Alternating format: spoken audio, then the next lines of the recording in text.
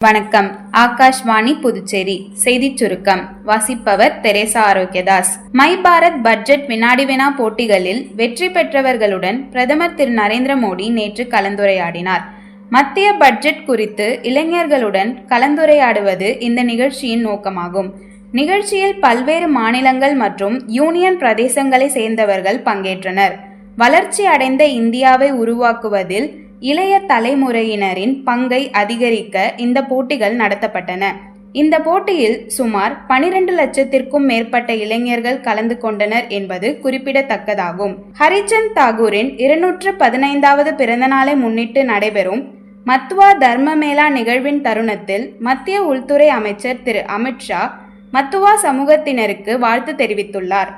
சமூக ஊடக பதிவு ஒன்றில் ஹரிச்சந்த் தாகூர் ஞான பெருங்கடலில் ஆழமாக மூழ்கி பக்தி, சமத்துவம் மற்றும் அறநெறி வாழ்க்கை ஆகிய முத்துக்களை வெளிக்கொணர்ந்தார் என்றும் இவை இன்றும் வழிகாட்டும் கோட்பாடுகளாக திகழ்கின்றன என்றும் திரு அமித்ஷா குறிப்பிட்டுள்ளார். அசாம் மாநிலம் குவஹாத்தியில் மருத்துவக் கல்லூரி மற்றும் புற்றுநோய் மையத்தை மத்திய உள்துறை அமைச்சர் திரு அமித்ஷா நேற்று திறந்து வைத்தார். இந்த நவீன மருத்துவமனை திறப்பு விழா நிகழ்ச்சியில் அம்மாநில முதலமைச்சரும் பங்கேற்றார்.